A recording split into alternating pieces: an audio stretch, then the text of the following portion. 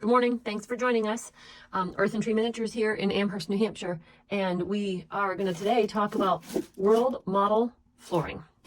So this is a product that we carry. It's from Spain. And they're plastic sheets and they've been stamp cut. So you can see here there's already little cut marks so you can bend them and snap them and break them apart. And that way they're really easy to install and lay a floor down. And they make it really easy to incorporate it with other floors. This company makes a whole lot of different designs and colors, at least 50 different options. So you could, if you wanted to, in this floor, put a border around the outside edge. You could mix in some color with it because you can snap all these apart like so. Just bend, snap, bend, snap. I could do the same thing with the border. I could do the same thing with the solid color, and I could mix all these together for a really nice pattern. In this room, we're just going to stick to the one design. We're not mixing a couple different colors or a couple different patterns, but I wanted to show you what else is available out there. So these are border strips. So you'd snap each strip apart and put the border around your floor. And then they have solid colors and all different patterns. So you can really mix it up and make a custom floor. So that's World Model. Comes from Spain. $7.50 a sheet. And you only need a few to do a room. We're going to do this pretty large kitchen, and about 3 sheets here will be enough for us. So we're going to get started. First step, since we picked out the design of our flooring, is to put a template poster board sheet. I have a piece of poster board here, and I'm not going to create my floor in my room and glue it down in here, because to do that I'd have to be able to get in the corners, and what if the tile didn't work out? I'd be piecing everything inside the room. It makes it a little bit more difficult. So I'm going to use a piece of poster board. I am going to cut this to fit the exact size of the room. So I've got my ruler here and my pencil. I'm going to measure how deep our room is. We are 12.5 inches deep. And I'm measuring at the floor, because if for some reason your partition isn't straight, then the dimension up here or in here will be different than the bottom, and I want the floor dimension. And we are at 10 and 3/16, just a little over 10 and 1/8. I'm going to do baseboard flooring, so I could be a little under if I needed, but we'll do 10 and 3/16. And this ruler actually has the 3/16 marks on this side. So there we go. We can see 10 and 3/16. I'll just mark it down here. Okay. So now I am working on cutting my template. So I made my dimensions right up here, made a mark. So I'm at 10 and 3/16. Make my little arrow, because my point marks at the 3/16. So if I were to go down here and make a straight line, it may not be straight enough. It might go off at an angle, and then I don't know which part of the line is where I need to be. So by making the 2 points connecting, I know I need to be at the point, like a little arrow point. 10 and 3/16. So there we have it. Nice metal edge ruler, box cutter. Gonna apply firm pressure as I line up all of my 10 and 3/16 marks, like so. Push pressure. Firmly push down with my box cutter, X-Acto knife, whatever you prefer to cut with. And this poster board's a little thick, so I kind of need to do twice. And I could have done a third one if I wanted to, but it's coming off. Separate that. Now the other dimension I have is 12.5. So we need to mark our 12.5 and mark our 12.5. Connect the dots. Okay. We have now cut our template. We will make sure it fits in the room.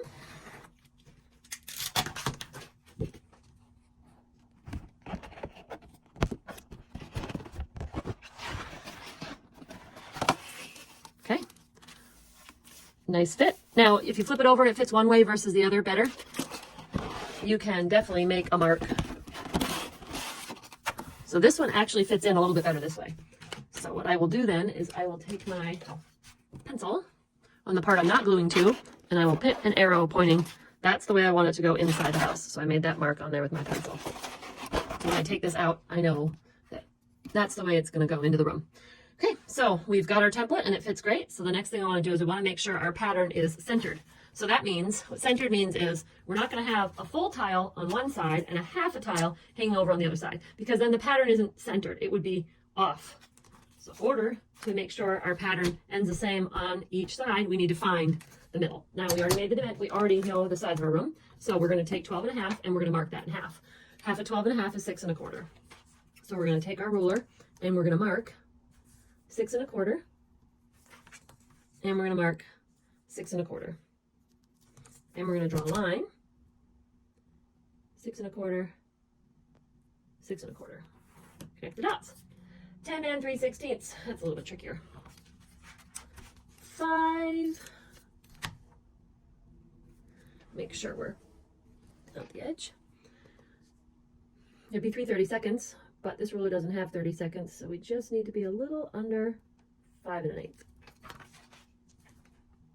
This doesn't have to be to the 32nd, but you definitely need to be pretty close. You would notice if it's off by a great deal.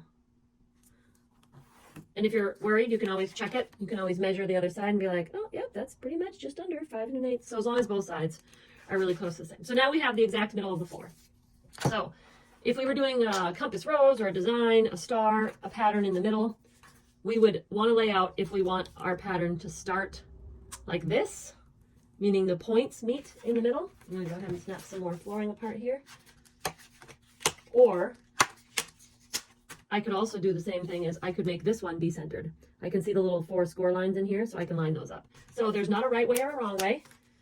You want to lay it out ahead of time and see if you like where it lands. So if we lay it out this way, I'm just dry laying it out, and I see it lands in the middle of that tile. Versus if I shift it over to here, and I see that it lands with a much smaller cutoff. So if I don't like the tiny cutoff and I want to have more of my pattern showing, especially if you had a border or a solid colored edge, then I can obviously shift that to be the middle design, which is what I'm going to do. So I need a whole bunch of these snapped off ahead of time. And I can see on some of these, it might not be easy to pick up on the camera, but I can see on some of these that they have a little bit of edges. And I may need to trim those or make sure I place those at the outside. Some of them don't have any problem with the edges, and those we can use right in the middle. So that's just kind of a printing. Doesn't really bother me too much. I'll see how it lays out. So once I've got my idea for the middle design, I can lay a few out, see how I like that line I was talking about, that extra line. And again, it's just on the printing. And even looking here, now this one did not snap in the right area. So that one I have to use on the edge, and I have to figure out which one that came off of, because the other end of that is also not going to be correct. It came off of this one right here. So I need to make sure I fold these appropriately before I snap them off. So this one and this one came off wrong, so those are off to the side. Those can be end pieces because those are going to be trimmed anyway. And then I can just keep working like this. I don't have to lay them all out. I only need to lay out enough to get me started. So I can actually get right into laying out the glue. If I was doing a pattern with a border, I'd want to lay out all of it. I'd want to see where I was going to work my border in. Am I going to work my border at the very edge? Am I going to work it in a little bit of space? I like to put borders in a little bit of the space. If you put them at the very edge, they're going to be covered up by furniture, and they're going to be covered up by your trim. So when I can do a pattern with a border, I like to place the border in it, half a tile or a full tile in from the wall, from the edge. That way I can see it. So I'm just cutting up these tiles.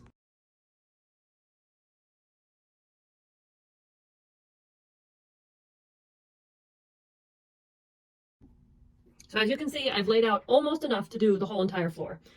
You can see I'm a little short on this side, but as you can see here, these overhang. So I'm going to be able to take this cut off once I've trimmed the floor and use it over here. So nothing's going to get wasted. And here I can see I have 2 of those double lines touching each other. That really stands out obvious to me. So I need to make sure that I turn one of those and that I pay attention, if you can see it close enough here. So there's little double yellow lines, double white lines, when you put them together, they're really noticeable right there. When you turn it around, it virtually disappears. So I just want to make sure that when I'm lining my floor up for real, I don't have any of those touching each other. All right, so I'm not really worried about the order of how they are, so I can go ahead and slide them all off. Oh, these are the ones that were damaged. Those I can snap in half for outside edges as well here, and just put that damaged part out. So I only need a couple more pieces in a corner here. So now I can go ahead and just start. If I was worried about the layout, I could really, be particular about where they all are, but I'm not worried because they're all the same. There's not a special layout. Just make sure the ends stay on the ends, middle stay on the middle. And then I just have to pay attention when I'm laying them down to how they are turned. Okay, so now we're going to spread the glue and start gluing down onto our template. So I have two different glues here that we like to use. We really like Aleene's Original Tacky in the jar, so it's spreadable. Also, Aleene's makes it super tacky. But the key here is you want whichever glue you choose to be in a jar so it's spreadable. I've got a plastic putty knife, a couple Bondo spreaders, just to be applicators to get the glue down here for me. I don't like to spread too much glue at one time. It will start to dry. So I'm just going to scoop a little out of here. Start right in the middle. Try not to make a huge mess. Too late. And then use my larger spreader to spread it out. And again, I don't want to cover the whole floor. I want the glue thin. It will start to dry. So I just want to do an area in the middle where I'm going to start. Leave my spreader over on the side. Start by placing the tile. That one had a little hook edge.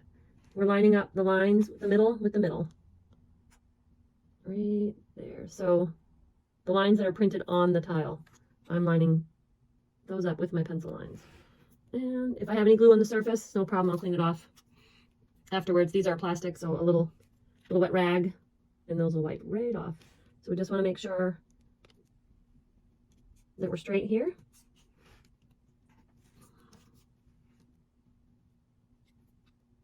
Let's line up like that.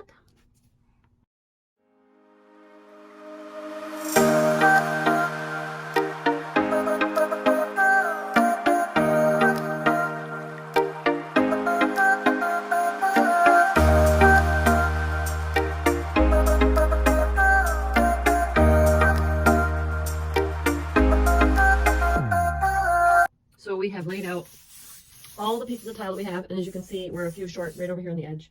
So what we're going to end up doing is we're going to end up trimming the excess, which allows us to have the leftover go right here. So we're going to flip this over, and you can see all the excess we have that goes out around to give us that even reveal on both sides. So we can go ahead and start trimming that. We're going to use the metal ruler and the X-Acto knife or box cutter, and you can see the edge right here of the poster board, and that's where we're going to line this right up here. You don't want your ruler to slide out and cut into the floor, so you really want to apply firm pressure, score.